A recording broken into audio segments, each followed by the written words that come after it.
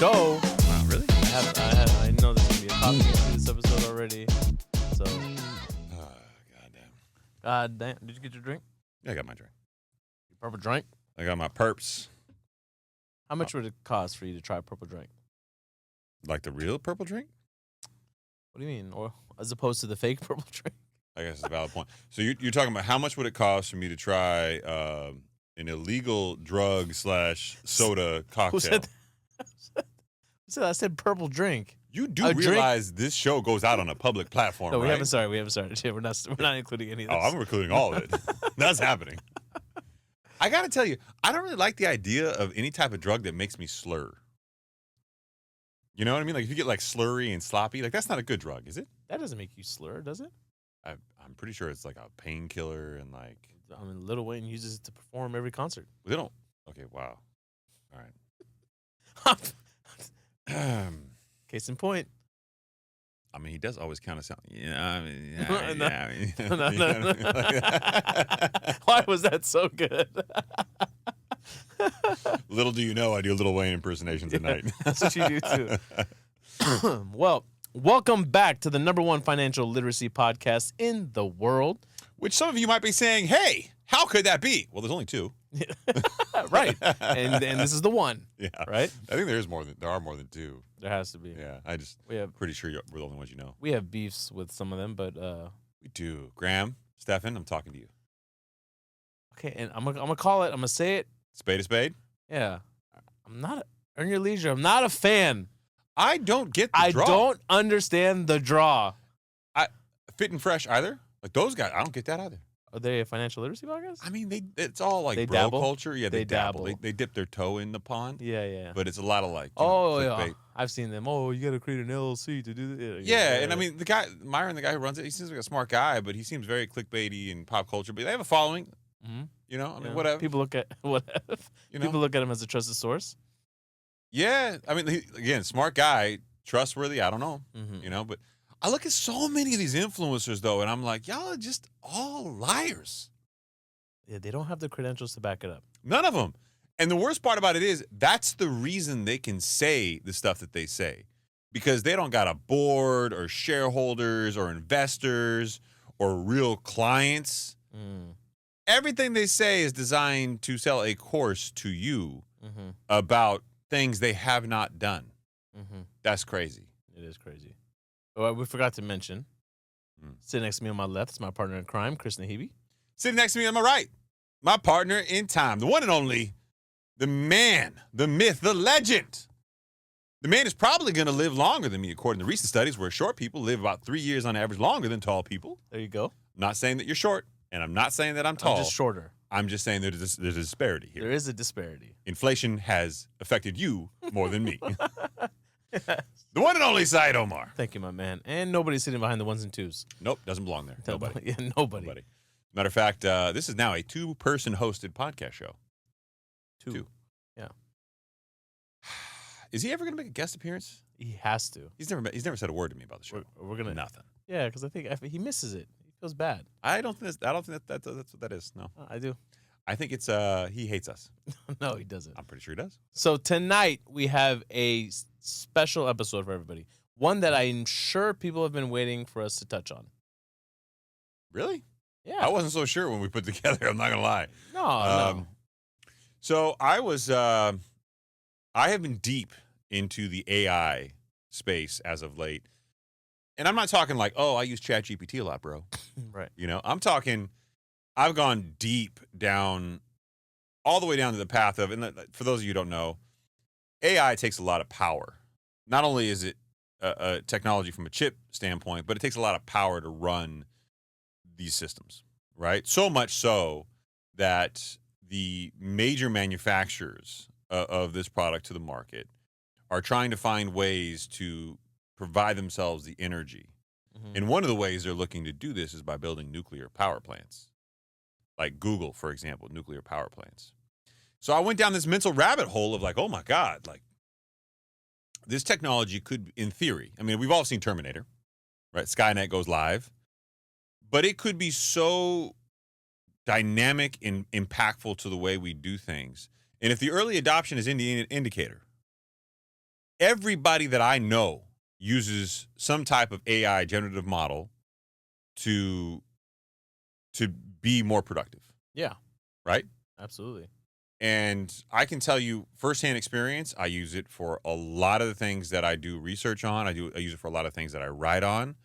In essence, it's like the world's greatest assistant.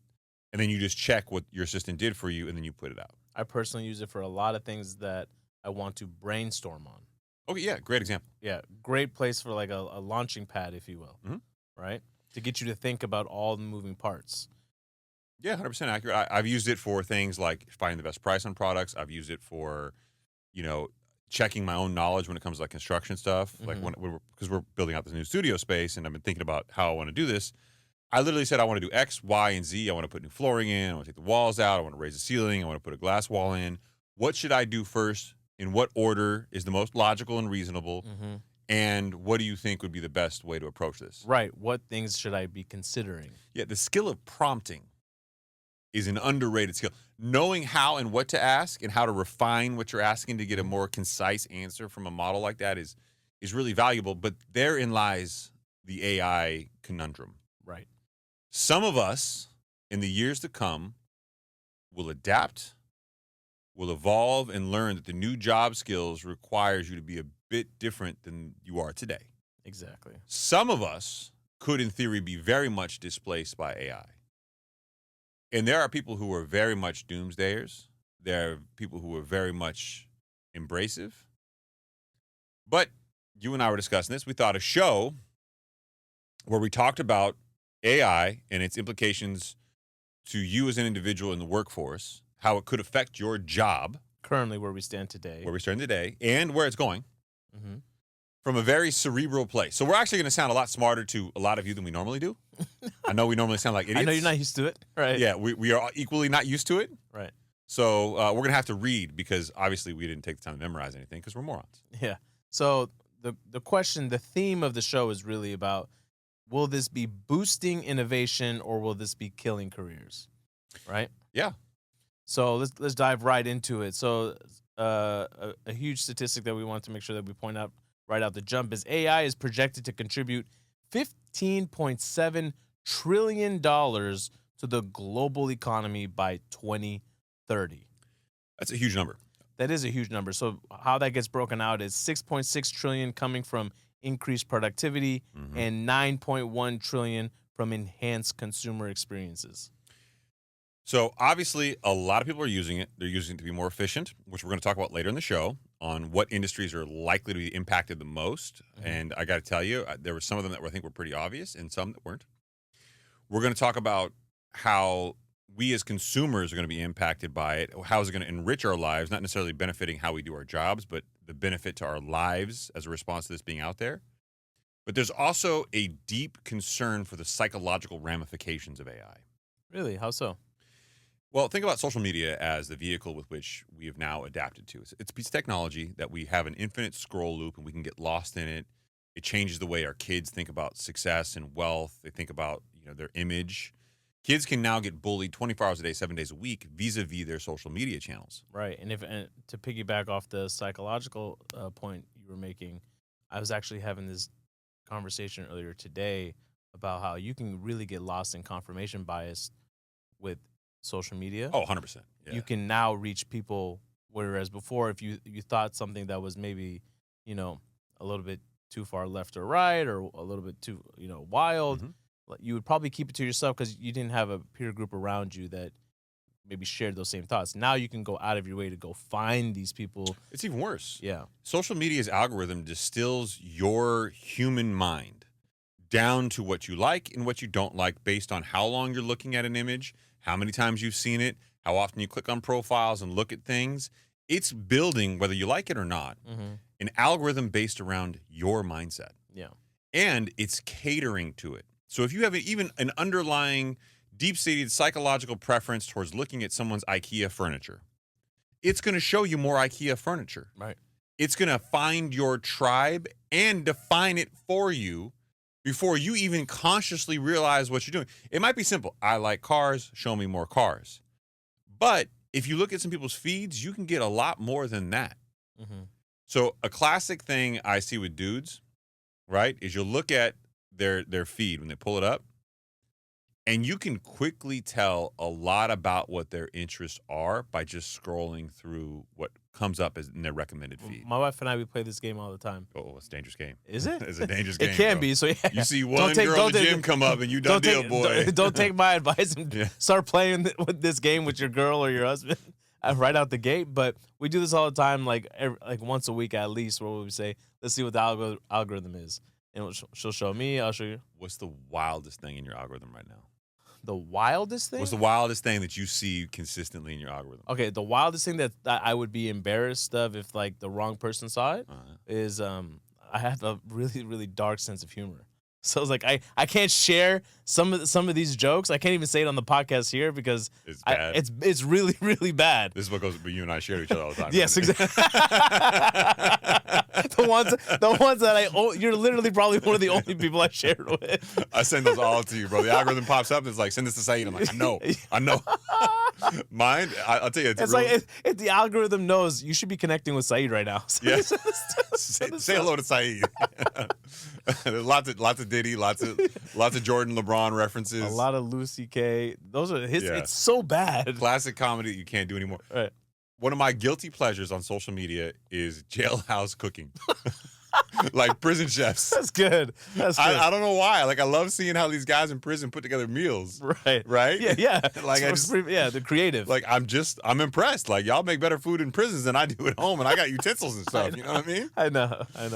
But all right, so let's get into the AI debate a little bit. So I started this whole like road trip with a report from PwC, PricewaterhouseCoopers. Mm-hmm.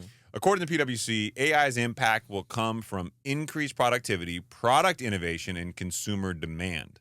Industries such as healthcare, automotive, and financial services are leading the change in adoption, driving GDP growth worldwide. And this should be concerning from a financial perspective for a number of reasons. We've had technological booms historically. The most notable one is the fintech bubble bursting in 2001. Mm-hmm. Everybody's like, oh my God, all this technology is propping up the market. But there was a lot to be said for not getting a lot of value out of the technology that the market expected from the fintech bubble burst. Whereas I can make a pretty compelling case that you're going to get the value out of AI. Mm-hmm. Now, where I think it's being overhyped, or a lot of companies are using it for things like chatbots. Let's be honest. You and me, you log into your bank account, Wells Fargo pops up. Hey, I'm Fargo. I'm the AI chatbot. What's up? Yeah. Your first reaction is fuck off. Yeah, fuck off. Right? I don't need you, Fargo. Right. Yeah. Yeah. Right? I mean, it's true, but I will say this. I recently used one of these AI chatbots. I'm trying to remember for what product it was for. But for whatever reason, this was literally my first time using a chatbot on a website.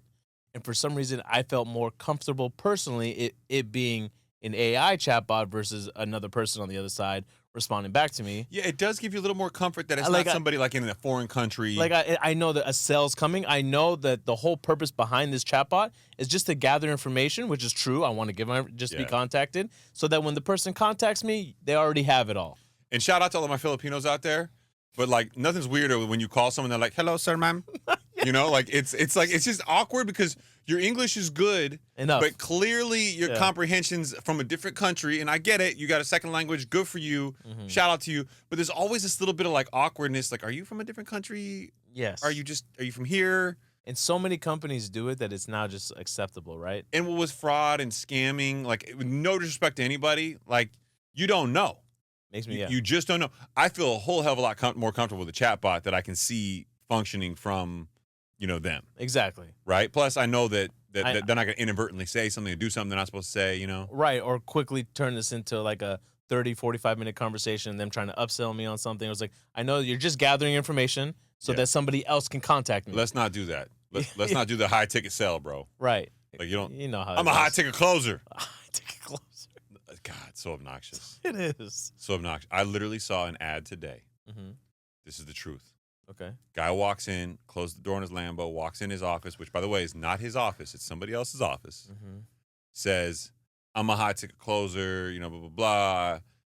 We can teach you how to do this. There's a girl in the background that just happens to be there. Mm. Hey, how many deals you close your first month? She says, 13. Goes to the guy who just happens to be in the background. Hey, you don't believe me? How many close? 20, bro. Closed 20 my first month. They're high ticket closing a course on how to high ticket close. That's how this works, yeah. And that's the ad. And in the ad, they pulled out the girl who looked attractive, the dude who looked attractive. Doesn't matter what side of the fence you're on. The guy had a neck tattoo in the center of his neck. Yeah, how are you gonna trust that? I mean, you instant credibility loss. Yeah. Side of your neck, gangster. Center of your neck, questionable. Very, very. You know? Exactly. That's a good point, though. I don't make these rules Right. up. The side of the neck has now entered its way into the culture where it's like, okay, it's a thing, maybe. Yeah, I watch a lot of jail cooking. Like, I It's know. a little, front of the neck is a little bit aggressive. It's aggressive. Like, it used to be like thigh tattoos were too much. Now those are becoming a little more mainstream. Right. Right? But front of the neck, you're still saying something. Front of the neck is just as bad as on the face, right? I mean, equally as bad. It depends. There's an elegant way to do face tattoos. What? And then there's lefty gunplay. the level of commitment, I don't think I'm committed to anything that much, unless it's like my wife and my kids, but like You on my face, you put that in on because you my know I'm face. gonna listen to it. You didn't put that in. I know it's going to come up in the future. Play that clip later on. Yeah. All right. So PwC goes on to say that global GDP could be up to 14% higher in 2030 as a result of AI, the equivalent of the aforementioned additional 15.7 trillion that Saeed mentioned at the top of the show, making it the biggest commercial opportunity in today's fast-changing economy. And you might be saying, Chris, that's all well and good. What the hell does that have to do with me? Yeah. Well, the greatest gains from AI, according to this PwC study, which I should probably give the name out of it here, it says, sizing the prize. What's the real value of AI for your business and how can you capitalize? Mm-hmm. All rap lyrics. Yeah. Yeah, Yeah. PwC is getting sneaky. I know what you're doing. I know what you're doing. The greatest gains from AI are likely to be in China, believe it or not, where they're going to boost up to 26% of GDP in 2030. Why? We've outsourced a lot of our manufacturing to China, and you're going to find that AI is a fantastic vertical for improving the efficiency of manufacturing. Yeah. You have robots that are already in most of these places. Any type of repetitive task, right? Yeah, well, not only that, but a task that once required several robots, you can now probably do with one. Yeah. You know, so the efficiencies from not only a cost perspective, but just a production, result are pretty impactful. But you can also get AI to look at orders coming in, make the orders, adjust your input, output. I mean, there's just controlling the robots in and of itself doesn't really need AI. And definitely the ability for the AI robots to pick up on pattern recognitions within the business. Mm-hmm. And then how to improve from there. Hey, I can make you more efficient by doing this. Right. So North America, not to say that it's subpar, they're going to get about a 14% boost. So a little bit more than half of what China's going to get. The biggest sector gains will be in retail, financial services, and healthcare as AI increases productivity, product quality, and consumption. Mm-hmm. AI in retail is a fascinating case study. Yeah. So a long time ago, they already had this in place where a lot of your major retailers like Target are using AI with facial recognition and your mobile phone. So if you download some of their apps, some of their apps will actually connect to the store when you walk in. And Amazon and a couple of people tested this out where as soon as you walk in, you just grab something. It recognizes your face, recognizes your phone, charges your account. You just walk out. You don't have to go charge anything. No scanning UPC codes. It knows what you picked. It's good, right? Mm-hmm.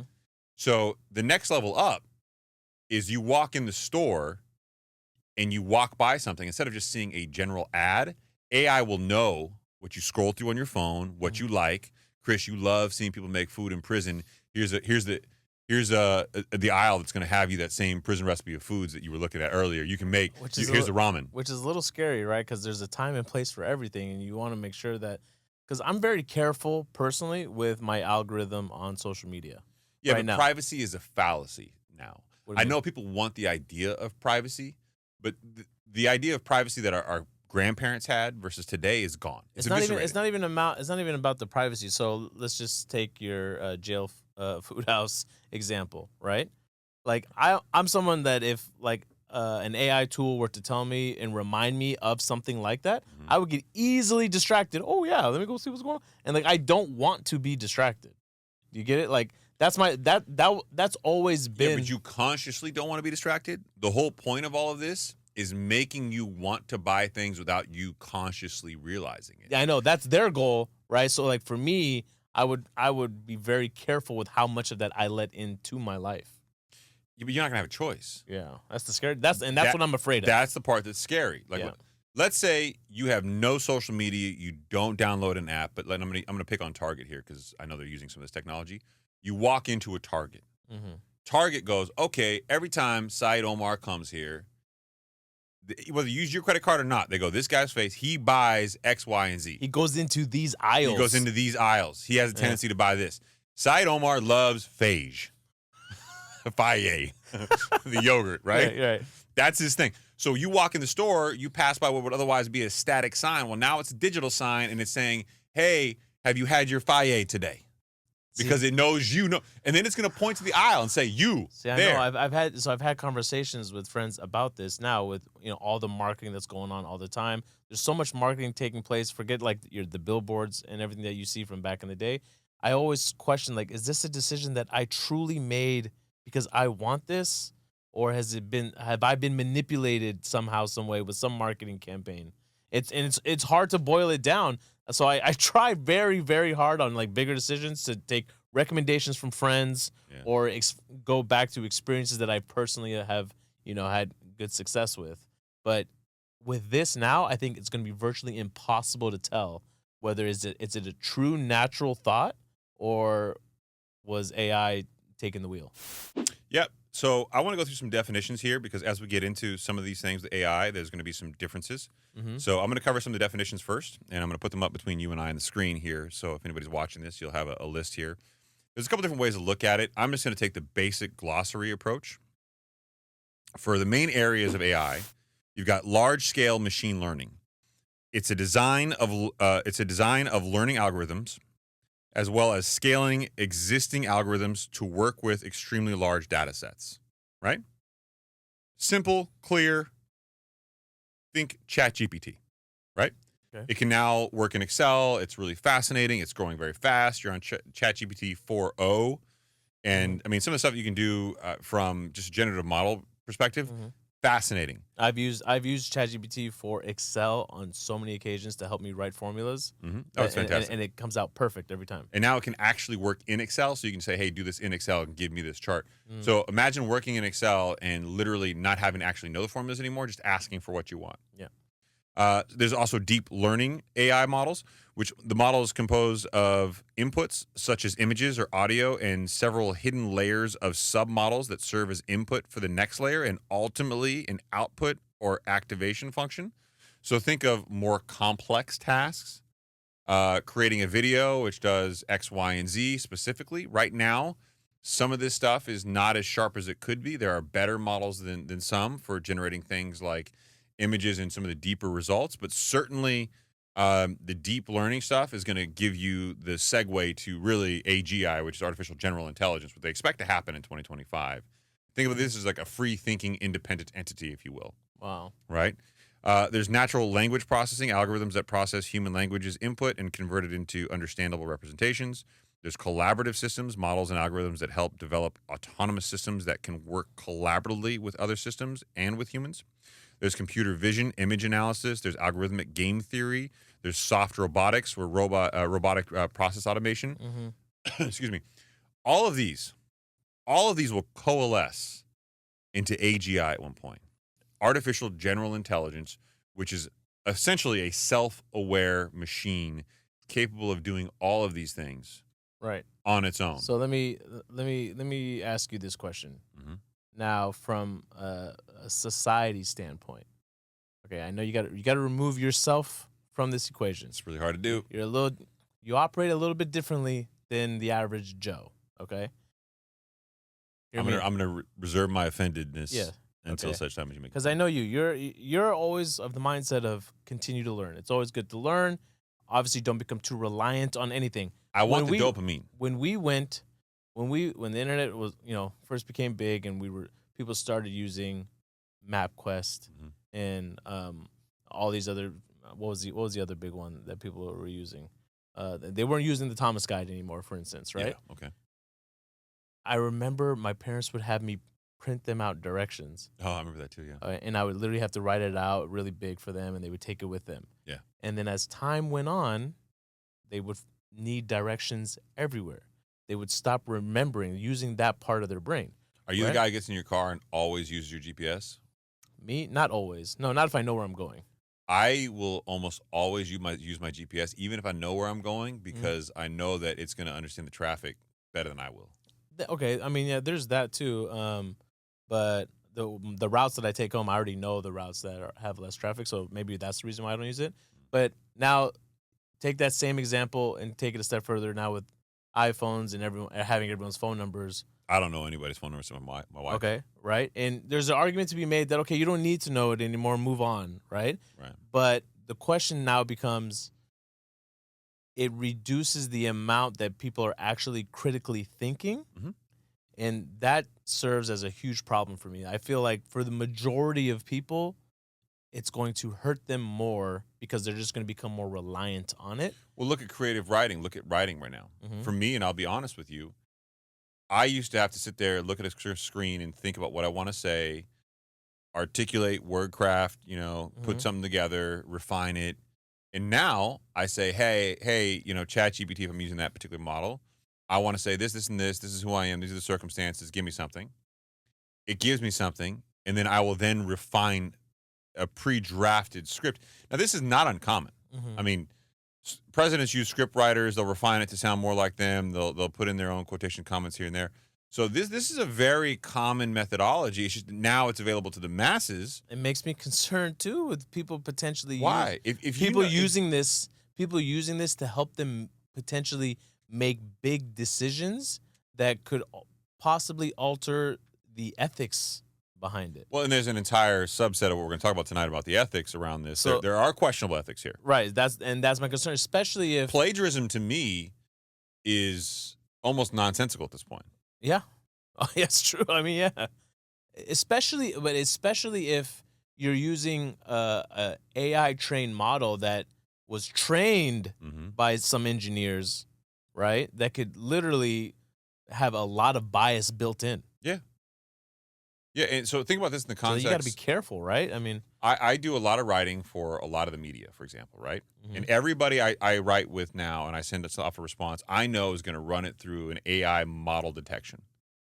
And they're going to say, oh, hey, Chris, this came up as, 3%, 10%, 100% AI. Right. I can't use it.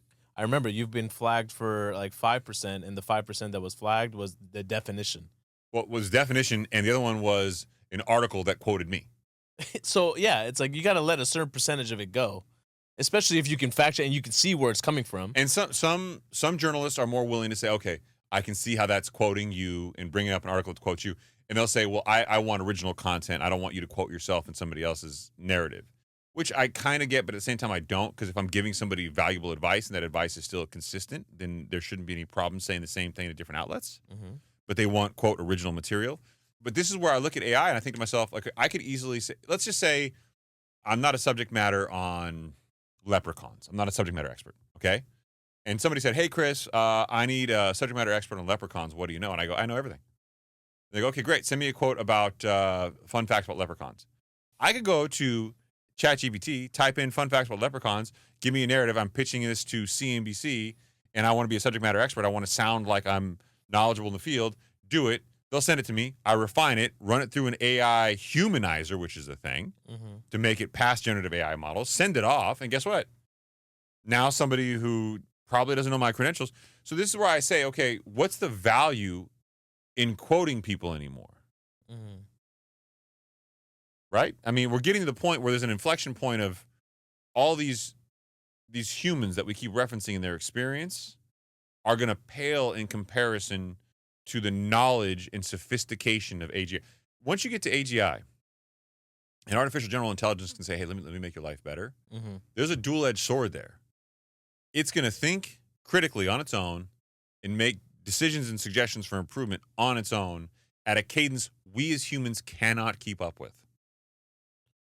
And I guess the fear too would be, is it going to give me an answer or a solution to my problem based on my needs and what I'm trying to accomplish? Or let's just say if it's for business, the company's needs. Well, there's a valid question there, but essentially we are outdated giant bags of water. That's what we are. right? And this silicone-based life form, we are carbon-based life forms. Mm-hmm. This silicone-based life form is the next evolution of a species that we've not taken seriously thus far. And most people are just like, oh, how can I write faster? Yeah. And what we don't realize we're doing is every single time you query something, not only are you teaching the model about you and what you do, but you're teaching the model about humanity and how humanity thinks. Right. And they're aggregating data about all of us at all times. Mm-hmm. So is Instagram. So is every social media platform. And you better believe the FBI, the CIA, everybody's plugged into this. They are building models of who we are, which is why I say, if you think that you have privacy, you are lying to yourself. Right. Your mobile phone is tracked. Your queries are tracked. Everybody's building a model. Every dollar you spend, invest in. Why do you think Robinhood allows for free trading? Yeah, they're selling your information, bro. Yeah, you are the product, bro. Yeah, shout out to my guy Vlad though. Yeah, we love Vlad. Yeah, we love Robinhood. But Bijou, bro, you've been missing, dog. That's a whole different conversation. So I have some sector information from PwC. I just want to cover it really quickly. So they ran down all of this, but I think that there's some pretty impactful. PwC, very trusted source. Yeah, I mean they're an accounting firm. They're pretty rational. So there's a couple sectors here that are impacted, right? And they really went by percentage of adoption in AI in their industry. Near term being 0 to 3 years. Mid maturity or midterm maturity is 3 to 7 years, and then 7 years plus, right? So according to PwC, they think 37% of healthcare will have near-term adoption of AI. That's a lot. That's a lot. I did read about this too, and I wanted to get your take on it. So apparently, it's supposed to allow for doctors to be able to find solutions or figure out what symptoms you have a lot faster. Well, combining that with most of us are wearing some type of biometric-based tracker. Yes. Right? So if you got an Apple Watch on, it's tracking your heart rate, it's tracking your activities. It can track your oxygen levels too, right? Most people track their sleep. You have your phone in your pocket, so it's tracking steps. So again, going back to this, nothing is private anymore. You combine AI with some of these things and keep. So also, I do a lot of lab work all the time, blood work. My blood work feeds into Apple Health now. Love that. So now all of my health data, including my weight, I'm a little chunky, all my stuff's there. You're not. I know. I know. It's the old me talking. I said big cheeks, dog. Big cheeks. You used to. I still do. I still got big cheeks. I just you cover with a beard. Yeah. And here's the beauty of it. I look like a fat man with my face. If you see me on camera, you're like, bro, he's not on. Like, what? You see me at the gym, you're like, wait a minute, what happened? Who's this guy? What? Yeah, it's not mad. The math ain't math. Yeah, they don't match. I know. I got a fat person's face. Yeah. You got the toes out tonight too? But bro, I didn't want to wear like. So confident. No, I'm wearing Crocs tonight. Mortal sin. Because we had to do some construction.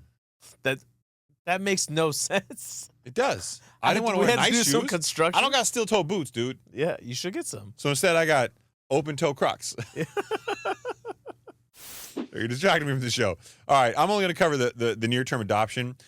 Automotive, 35% in years 0 through 3. Financial services, 41% in years 0 through 3. Transportation, logistics, 41% adoption. And here's where it gets interesting. Technology, 47% adoption. So not much better for technology relative to, to things like financial services.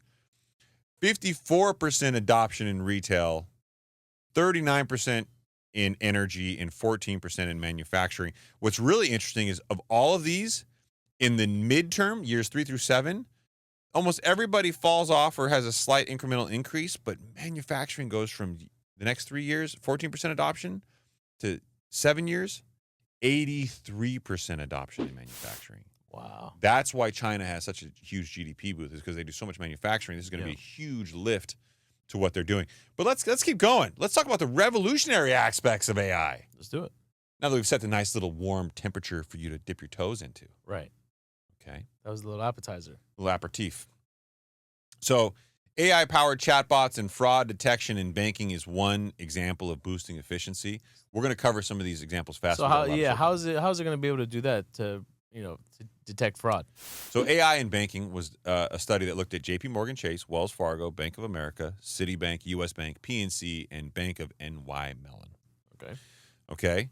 So banks like J.P. Morgan Chase and Bank of America are saving millions annually by automating customer interactions and fraud detection AI tools can analyze patterns across thousands of transactions in seconds, identifying anomalies that human teams might miss. In researching these 7 firms, chatbots and conversational interfaces emerge as the most current trends that seem to be inspiring enthusiasm and excitement in the banking world. I've seen some other things on the horizon, which we can talk about here shortly. That said, conversational interfaces, i.e. chatbots, make up roughly 13.5% of the AI vendor product offerings in banking, less than we would expect given that they make up nearly 39% of AI use cases across top 100 banks. More broadly, customer-facing functions, customer service, wealth management, marketing, and sales made up only 25% of total AI vendor product offerings in banking. In contrast, risk-related functions like fraud, cybersecurity, compliance, risk management, and financing and loans made up 56%. That would make more sense. And it makes a lot of sense. I have seen something so cool on the horizon. So imagine you call in to a bank, and this bank, and I'm not going to name any names, brilliant. They have a human answering the phone still. But when you call in, their entire dashboard on you is an interface built in AI. It's going to scan your accounts literally in seconds, right? By the time you verify your account, they have a full breakdown of your spending habits, whether you qualify for a line of credit, how much of a line of credit you should get, what you could possibly use a line of credit or need one for. Hey, I've seen you doing a lot of home improvement recently at Lowe's. Would you be interested in a line? I mean, they can break down all of your spending habits. They know if you tend to go certain places and buy, because all of it's on your credit card charge, your ATM charges when you call. So they are finding a way to literally know exactly what to sell you when you call. Oh, yeah.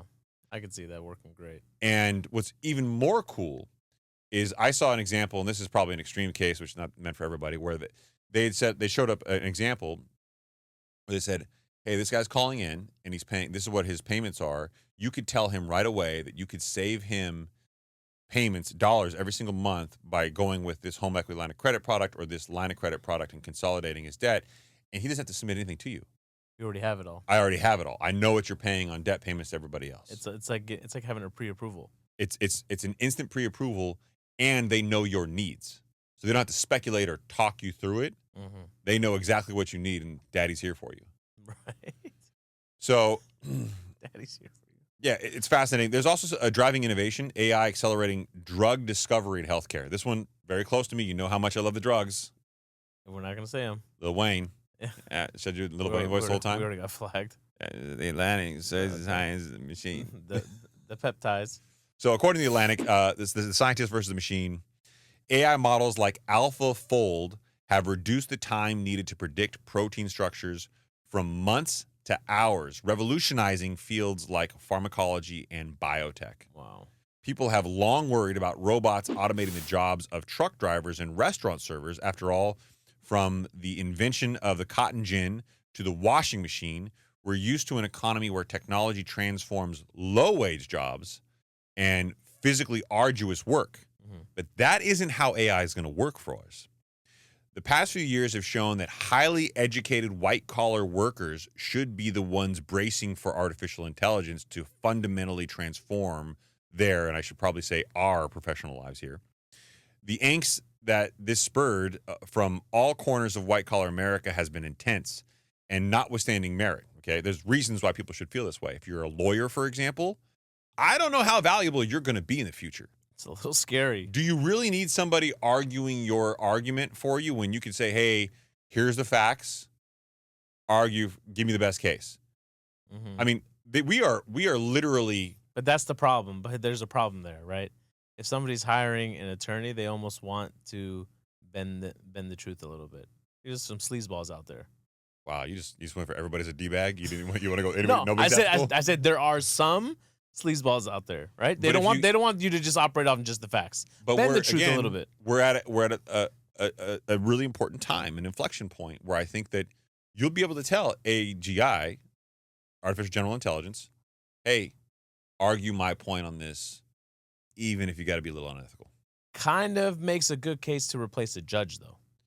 Yeah, no, even better, right? You take the bias completely out of it. Yeah. Right? These are the facts. Bro, don't even get me started on unbiased. And I've been in some litigation, let me tell you, where some of these judges, you look at them and you're like, what did you just say to me? Yeah, you know what you're doing right now. You look at some of them, you You're just seething mad. Yeah, they're on their power trips. I did not say that, Saeed. In a court of law, that's Saeed Omar. I'm low level, bro. You don't I want got, I got, I got enough litigation. I got nothing, bro. I got enough litigation. When this comes up, Yeah. they're going to take a sound bite. I'm not playing that game with you. Yeah. All right. So America has been, this scrutiny has been important, but AI, the potential to take over much of our creative life and the risk to humanity are well documented. Material science is an area of research where we can see the direct applications of scientific innovation. Material scientists, right? Where the ones who developed graphene, thus transforming numerous products ranging from batteries to desalination filters and photovoltaic structures that have, quote, enhanced solar panel efficiency, driving down the steep decline in renewable energy costs. These are all really cool inventions, right? Mm-hmm. Well, there are also countless more applications in fields such as medicine and industrial manufacturing where AI is already coming up with better inventions and faster inventions than we as humans have done. You know what's one area that really stands out right now that I'm thinking about it, given what we have been dealing with the last several weeks? Porn? No, stop, Christopher. I was just trying to figure out what you're talking about. Christopher. And there's your flag. In case we had it yet. LA wildfires. Oh, I did not think you were there. I feel like the budget was mishandled a little bit. Illogical, yeah. A little illogical. Very illogical. Understanding that you knew that fires were on the horizon and to cut the budget for the fire department by $20-some-odd million. I mean, I could see a world where you could use AI to create a budget that would efficiently be used for your local governments. That would make a lot of sense. I could go off on a diatribe now about the aging out of politicians. It takes a weird person to want to be a politician. Yeah. And I'm not saying it's weird and bad. I'm just saying you got to be different to want to be a politician. It's like you got to be different to want to be an actor or an actress. Yeah, right? Totally different. And I don't know that a lot of them have the subject matter expertise they would otherwise need in order to do something. If you're a politician and you've got a career background in some type of business, that doesn't mean that you understand fire infrastructure. You know, that doesn't mean you understand how to deal with a homeless population. It might mean you know how to understand it, like how to balance a budget, or you're an attorney. But we are looking at these things like people should understand. And this is where I look at AI and go, AI can be a very valuable tool, but people are going to be super scared of the idea of I'm not handing over my rights and my civil liberties to a machine. I mean, and that's where the fear of who trained the AI, right, comes into play. Yeah. So new discoveries in this field and others like it, speaking of the material sciences field, have the potential to transform human life, making us happier, healthier, and richer, which I'm all for. Peptides, baby. And another flag. And when scientists at this company were required to integrate an AI assistant in generating new ideas, they became more productive, discovering 44% more new materials. Because AI was there to facilitate, right? Quoting directly from the Atlantic here, I think a big takeaway from economic growth models is that in the long run, really, productivity is the key driver of improvements in living standards and in health. So I think that all the big improvements in living standards we've seen over the last 250 years or so really are driven fundamentally by improvements in productivity. And those come really from advances in science and innovation driving new technologies. I remember I watched an interview from, you remember there's a gentleman that you met at the Yale School of Management that was, he was talking about where we got to a certain level of computing. Oh, Brown. Yeah. Brown, yeah. What's his name? Jim Brown, I think. That's what I thought it was, Jim Brown, yeah. He honestly, so he looks like almost like a Mormon with like this big white beard. Yeah. And sweetheart of a man. Right. And I didn't realize sitting in class with him that he was kind of like the foremost expert on quantum computing and tech. Quantum computing, right. And this is in 2018, I want to say, 2019, somewhere there.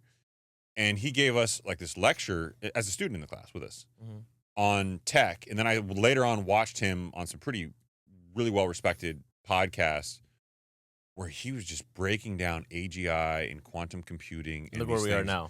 Oh, he was so far ahead of the curve. So yeah, this was back then. I remember watching one of his interviews and kind of being blown away. And he said, this idea of us living with traffic, 50 years from now will just go away because all the cars will be talking with one another and everything. People will be just more efficient driving on the road. Have you ever seen the study out of Japan where they try to model how we have traffic and why? And it was a fascinating way of doing it, and it really showed how it works. No. So in Japan, they had everybody drive in this big circle. And they had this 30,000 foot elevation view of everybody driving the circle. And they told everybody to drive at a certain speed and no more, no less. And everybody driving in a circle, in theory, should be totally fine once you get some cadence and some speed and you get going. There should be no traffic because everybody's driving the same. Yet everybody congregated together and slowed down and then sped up and then slowed down. And there was every side of the circle at some point in time had a slowdown. And it's the humanity that causes this. Mm-hmm. There's inconsistencies in the way we all drive and respond, even when all the rules are exactly the same. Right. You're not changing lanes. It was a fascinating study. But it goes to show you that you will always have traffic with humanity at the wheel. Yeah, exactly. Now, that'll be one problem that'll just go away one day. No different than, I know this is going to sound crazy in a reach, but this is what was brought up in the interviews. Like, no different than back in the day, there was a problem with literally horse shit on the road. This was a problem that they were dealing with. Yeah. And they're like, with the innovation of cars, that just went away. Mm-hmm. That problem just went away. Do you know why men typically walked on the inside of the road on the outside of the road, and women walked on the inside of the road? I still do that to this day, by the way. I do it too, but the reason why is originally in London, you used to go to the bathroom in a pot, right? You would literally shit in a pot. Mm-hmm. And then it was not uncommon for people to empty their pot out their window. But because there were awnings and eaves, if the women walked on the inside towards next to the building, they would be under the eaves, and it was the man who risked getting shit on from flying above. This is just no appreciation for this, bro. What's going on? You were literally risking salmonella to protect your wife. Every time. Every time. Can you believe that? I mean, obviously there's cars in the road, but back then the cars weren't going fast enough for that to be a real threat. Right. So, oh my God, it's coming at me. It'll be here in 10 minutes to hit me. It wasn't the same thing. So just really quick, back to that interview with Brown. The part that scared me the most from the interview, I remember having to pause and really think this through, was the AI and the quantum computing will reach a level so advanced that when the cars are talking to one another, it will literally decide if you're about to get into an accident, which accident is better for you and your family or for an overall outcome to where perhaps nobody dies. Oh, it's going to come up with an instant judgment. And right? That'll be it, right? Irrefutable, yeah. And then the follow-up question was great. What if both ways somebody dies? Yeah. How does the AI decide then? And I literally have to pause it and think to myself, God damn, bro. You can easily see a world where you could be the AI, whoever trains the AI, right? Because even Brown said to himself, or he answered the question with, you got to let the AI decide at that point. Yeah. Right? There's at some level, you have to put it in AI's hands. But you can see how, depending on who trained the AI, what if this person paid more tax dollars than this person in an accident? Could that be taken into account? This person is 70 years old. This person is 20 years old. A lot more time in the workforce. I bet $1 million that gets taken into account. That's a real. It has to. Yeah, I'm not choosing between life anymore. I'm now choosing over who has the greatest probability. Can you imagine if there's no empathy? There's no empathy in What if AI? it went into your biometrics instantly and goes, okay, Saeed has a higher probability of cholesterol issues. This person, same age, doesn't. This person's got a longevity. I'm going to save this person and kill Saeed. Yeah, and this person produces way more tax revenue. I think about this a lot when I think about you. For me. But that should scare everybody a little bit. And to give everybody an idea of how far. How does that make you feel, though? Honestly. It doesn't scare me as much as it's an unavoidable destination at this point. We are so far down this path that we cannot avoid this conclusion. So I'm not going to fight it from a moral and ethical basis. It does give me a little bit of anxiety thinking how different things are. Right now, you get home, you turn on the TV, you pick some shows that you want to watch. You're already at the point where it goes, hey, similar to what you watched here, what do you think AI is going to do? Bitch, you're watching this. I know you want to watch it. Yeah. You know what I mean? So I say this again in a comedic way, but I mean it. Yeah. And it's going to burn when it's right. It's going to burn when it's right. I don't want to watch people throwing midgets that much. I'm only going to watch this for 5 minutes. Wolf of Wall Street. He's referencing Wolf of Wall Street. Yeah, that's what it is. It's asinine because it's not true. Yeah, exactly. Yeah. Right. But so to give everybody an idea of how far we've come, when Mr. Brown had this conversation with us in the class, the smallest supercomputer was the size of a football field, and it was underground. What's for listeners out there that don't know, what's a supercomputer? Basically, it had the ability to compute things faster than anything else, and I'm watering it down, right? The most complex situation, complex problem. Right. Right, yeah. And it was the most complicated, fastest computer we had, size of a football field. Now you've got quantum computers that NASA and Google are joint building and sharing. I think there's 3 of them they have. They're about the size of a refrigerator. Excuse me, about 2 of them. 2 like side-by-side refrigerators. These things look like they're straight out of like Interstellar. Sorry, hairball. And they can do things. I mean, all of your encryption that you think is keeping you safe, all of your codes, right, gone. It can. I mean, do yourself a favor. Well, maybe we should do a quantum computing episode at some point in time, because it's stunning the things that it can do. And here's a part that I'll just leave as like low hanging fruit. We can talk about on a later episode. Okay. They don't fully understand how it works when it's working today, because computers are traditionally binary, 1s and 0s. And without getting into the detailed nuances of what they are, the quantum computer can work in a world where it can be 1, it can be 0, or it can be both. They don't fully understand it to the level that we should. And they've come up with a conclusion that it may be tapping into another dimension now. So stop. I swear to God. Like the conclusion the scientists got, you know what? Fuck it, Tim. I think it's tapping into a different dimension. And I know it sounds like sarcasm and almost like DC Universe, Marvel comic stuff. Coincidence that all these UFO sightings are coming up now? I've got a whole litany of explanations there. But so suffice it to say that quantum computing combined with AI, it's a scary phenomenon. And now it's not a race to get a quantum computer. We have those. Those are there. And they're privatized, like Google has them. So Google says, okay, how do we power this thing with AI? You build a nuclear power plant.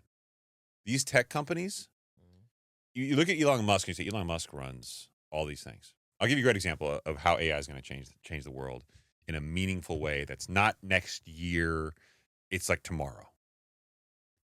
Elon Musk, and to a lesser degree, Jeff Bezos, they own the distribution network of privatized satellites vis-a-vis SpaceX and Blue Origin. Right. Right. And Elon Musk has the ability to move satellites around the globe. And I don't know if you've seen how many satellites SpaceX has in space, but when you look at it as they circle the Earth, and there's a graphic on this, I think you can get it on SpaceX's website, it is stunning how many satellites they have up there. Okay. There's an entire grid surrounding the world. Wow. And he can move them around. Right now we use mobile cell sites. Basically, cell towers amplify signals to your phone. Mm-hmm. But we already have the ability to do things like satellite calls from an iPhone 16, an iPhone 17, whatever the hell it is that's out now. Mm-hmm. You already have satellite text messaging from phones. At some point in time, all these cell sites are going to be obsolete. AT&T, Verizon, you're gone. Mm-hmm. And SpaceX is going to be able to offer mobile service anywhere in the world. And let's say you go to... I mean, it's kind of frustrating that we're not there now. You're already... No, we are there now. We should be. But you're going to have satellite coverage anywhere you go. Meaning, instead of you going, oh my God, I'm over an ocean, I can't watch anything. Nope. You can do that now. Yeah. You don't need a cell site in the ocean. You got a satellite above you. Oh, sorry, honey. I'm passing that part of the hill where I lose reception. Not anymore. Right. And here's a crazy thing. You know how you go to certain venues and there's so many people there, you can't use your phone? Right. What does Elon do? He just shoves in some more satellites there. And then he uses AI to constantly flow with where people are at. Right, because it can literally predict demand. Natural disaster, power goes out. Guess what? Cell phone towers are gone. Mm-hmm. Satellites are still Gucci. Gucci man. You can still stream your Spotify. You know what I mean? Power might be out, but you can still throw the party. Yeah. I'm just saying, like, these things are real. Right. Right? Like, we have real life changes coming in a way. And these things are happening at a much faster cadence. I mean, cell phones are relatively new technology. When I was a kid, just having a cell phone meant you sold drugs. I remember my parents did not let me have a beeper because they Wow, you just dated the hell out of yourself, said beeper. Yeah. Most kids are like, what is that? Is this a beep or something? What does that do? Low key, still kind of cool. Yeah, 143, dog. 4-3, dog. People are like, what does that mean? I I don't even know why that means I love you. I want what? 143? Why does that mean that? 1 for I, 4 for love, LOVE, 4 letters. U, YOU 3, 143. I did not know that. Get there faster, bro. Wow. Yeah. Look at you. Pop culture icon, Arun, suck it. Got you, bro. I looked over to the booth like he was there too. So Wait, sad. I should have paused for a second and been like this. Wait, is this how it feels like to be you all the time, or you just know the answer? Yeah, Hold on, this feels. that's- I should have taken that in for. I should have taken that in for a little Embrace bit. it. Yeah. All the hair on your arm standing up? Yeah. If I had hair, mine would do the same. Exactly. So I want to run over some job creation in tech. I'm going to do this super fast. This is from a Springer Ethical Implications of AI article. As AI adoption expands, the demand for skilled workers in data science, AI engineering, and ethics oversight continues to grow. We need people to say, hey, does this make sense from a SOX control perspective? If you don't know what that is, Sarbanes-Oxley, look it up. The U.S. Bureau of Labor Statistics projects a 31% increase in data-related jobs by 2030. And I got some examples. Oh, give me the Because I'm here to examples. give examples, okay? There's a lot that AI can do from a job creation perspective, but I think I think I got the list for you. Hit me with it. You don't seem very enthusiastic. Can you try that again? Hit me with it. Okay. So, on the ethical importance of meaningful work is ethically significant as it provides an important way to develop and exercise one's rational capacities and use them in ways that help others to meet their needs. There's also a dual impact. There's skill development and use on surveillance and work autonomy. The use of AI to surveil workers will likely have similar impacts as traditional surveillance and can be a way for employers to use their power to exert control over their employees. That's scary. Now I don't have to go, hey, honestly, I've seen Saeed kind of fucking around a little bit. I'm like, God, he just doesn't seem like he's efficient. Now AI will tell you, Saeed is 31% less efficient than Joseph. Yeah. Oh, those end of the year assessments are just going out the window. Yeah, I don't need the assessment. Yeah, like AI is going to do it for me. Hey, Saeed, AI says you've been watching YouTube too much. Right. It's true. On task significance, when AI amplifies a worker's abilities to do their current tasks, positive impacts on task integrity and skill cultivation, and use should effectively, these things are net benefits, but it's going to change people.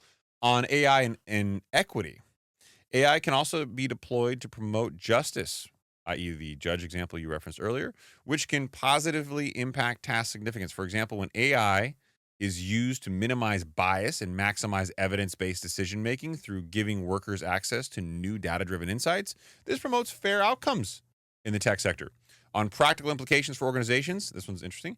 Organizational use of AI can reap many benefits through improved service range and quality, efficiency, even profitability. However, the ethical deployment of AI requires weighing up its many costs and benefits. So, okay. I wonder if, the example of the judge again. Let's just revisit this for a second. Okay, so let's say you have a lawsuit, cases present their sides, and you have AI passing judgment. I can see a world where, let's just say, the judgment has to be passed by multiple AI models. Can't just rely on the one. Kind of like your 3-arbitrator panel? Yes, exactly. I could see that actually working a little bit better, just to make sure that the outcome comes out the same, or if not, there's a majority, right? Because in case one gets trained one way versus the other. I recently found out listening to the Joe Rogan podcast. Who's that? Yeah, Mr. Joe Rogan to you, sir. Yeah. Mr. Joseph Rogan. Yeah, Mr. Joseph, exactly. That he was saying how, I guess he used to be a huge billiards player, right? Pool guy.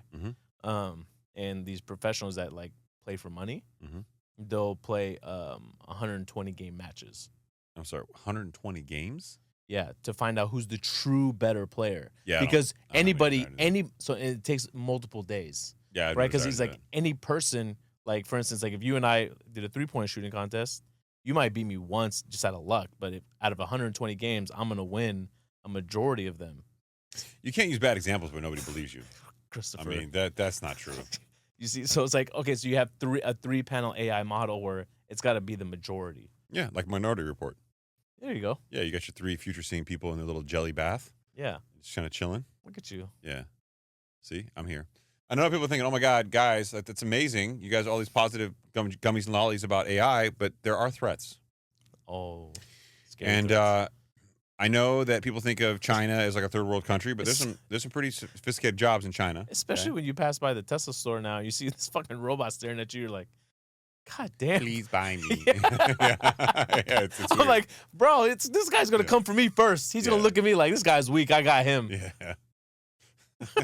You are obsolete. Yeah. So I went on the path of reading about a particular freelance illustrator named Amber Yu in China. So there are some threats posed by AI, and I'm going to give you one of the most obvious examples of it. Generative AI tools like Midjourney, if you haven't used it, it can create astonishing videos, are reducing the demand for human illustrators, particularly in sectors like gaming. This trend is expected to spread globally, raising concerns about creative jobs becoming obsolete. Freelance illustrator Amber Yu used to make 3,000 to 7,000 yuan. That sounds fun. Yeah, $430 to approximately $1,000 US. I looked it up. For every video game poster she drew, making the promotional posters published on social media to attract players and introduce new features was skill-intensive and time-consuming. Once, she spent an entire week completing one illustration for a woman dressed in traditional Chinese attire performing a lion dance, as in like the cat meow. First making a sketch on Adobe Photoshop, then carefully refining the outlines and adding colors. But since February of last year, 2024, these job opportunities, they've vanished. You told Rest of World, which is the article I sourced here, gaming companies equipped with AI image generators can create a similar illustration in seconds. You said they now simply offer to commission her for small fixes like tweaking the lighting and skewed body parts for a tenth of her original rate. Recent breakthroughs in AI image generation with the release of programs such as DALL-E, which is ChatGPT's image generator, I use that as well, Midjourney, fantastic, and Stable Diffusion in 2022 have enabled users to produce impeccable drawings from text prompts. In the past few months, Chinese video game companies from tech giants like Tencent to indie game developers have begun using these programs to design and create video game characters, backdrops, and promotional materials. Wow. Damn. Damn. But that's a real thing. There's going to be a point. I've seen movies now, like clips, entirely created by Midjourney and some of the AI tools that are out there. Yeah. Dude, They're going to be able to create. They're going to be able to create whole movies out of this. Yeah. Yeah.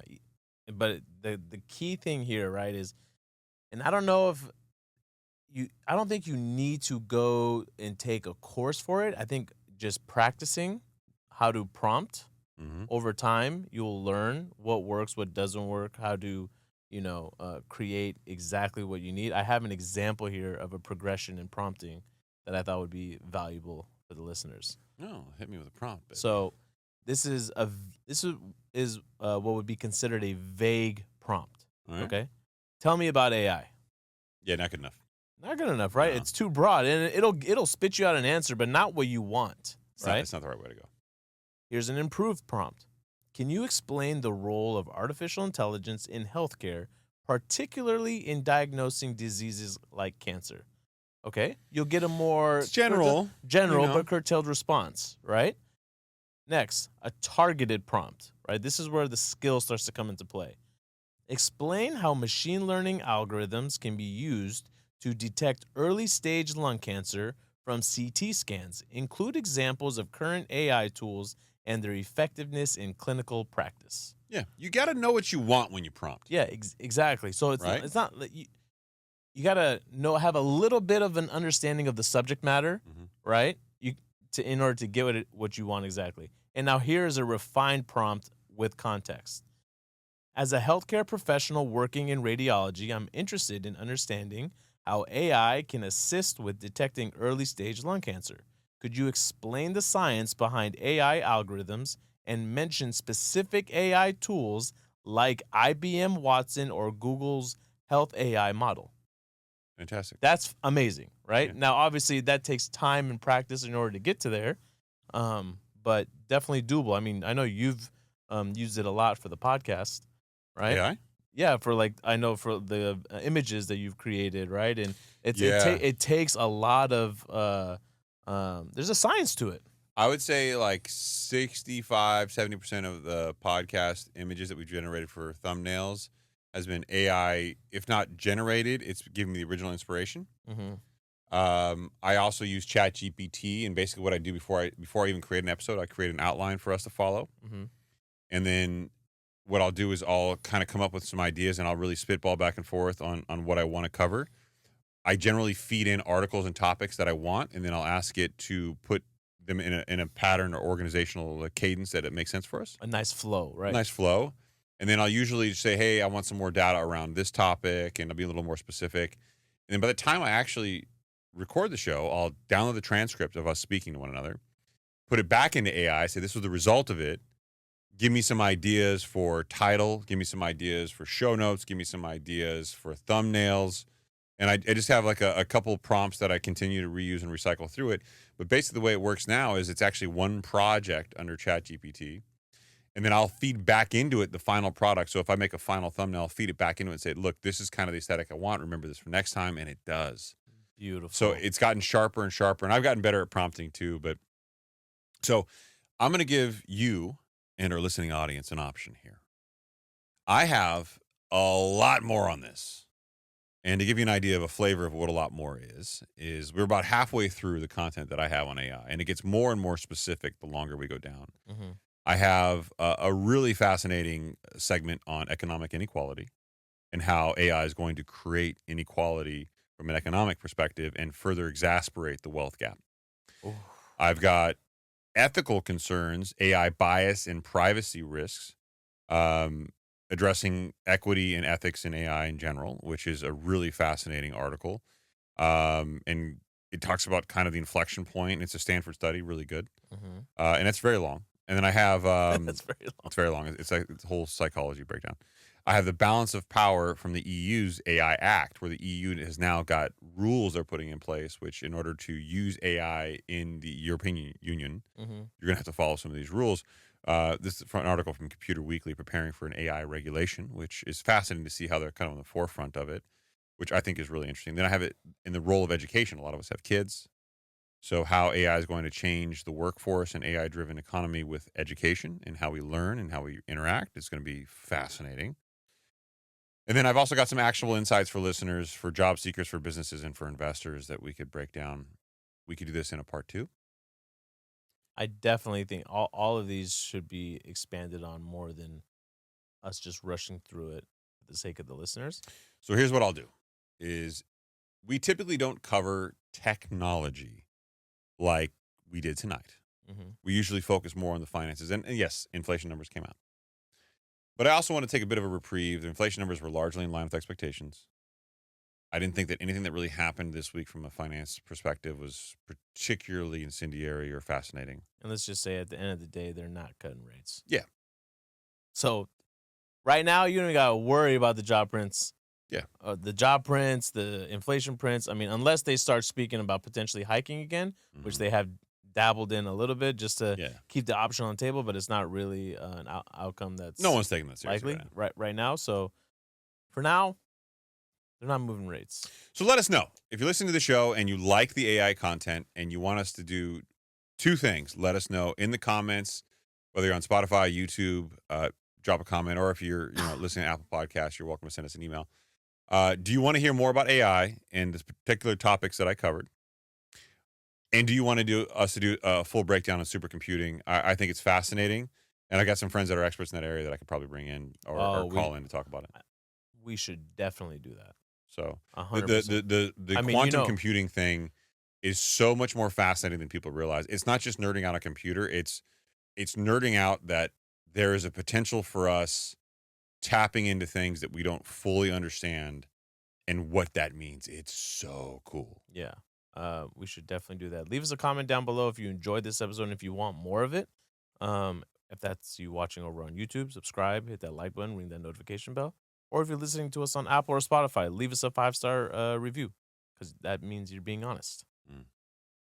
And then we'll do more of it. If those of you missed out the video portion of this episode, I am wearing a pink hoodie. You know what? I'm out here. Thrilla? In Manila. This is my shout out to the Filipinos out there. What's up? I got your back. Yeah, that's why you're allowed to do the accent. I got the Filipino flag on the sleeve. Because you're representing them and you're married to a Filipino. My wife is what? Is amazing. I've never actually seen her culture. I just see beauty. Oh, what? Yeah, I didn't know she was Filipino. She said something right now. Stop. Did she carry over any culture?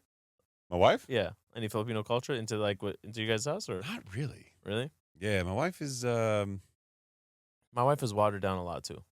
No, seriously. no. I've known your wife since she was a kid. What are you talking about? She's not watered down. She's very Afghan. No, not very Afghan. Oh yeah. No, dude. I had to beg. I had to beg for an Afghan rug in the house because I love Afghan rugs. I was like, we gotta have one thing culturally in the house, bro. Yeah. Okay. That's Afghan rugs are my thing. All right. Look, I also appreciate rugs. We're totally building a stereotype here, but it's okay. We're allowed to. No, I like. I think if you have a very contemporary interior, having like a cultural flair like to your rug, it adds something to the room. Yeah. It says this guy who lives here knows his culture and knows how much he doesn't like it. Yeah, he's proud of it too. Yeah. He's modestly proud of it. Yeah. Yeah. I get it.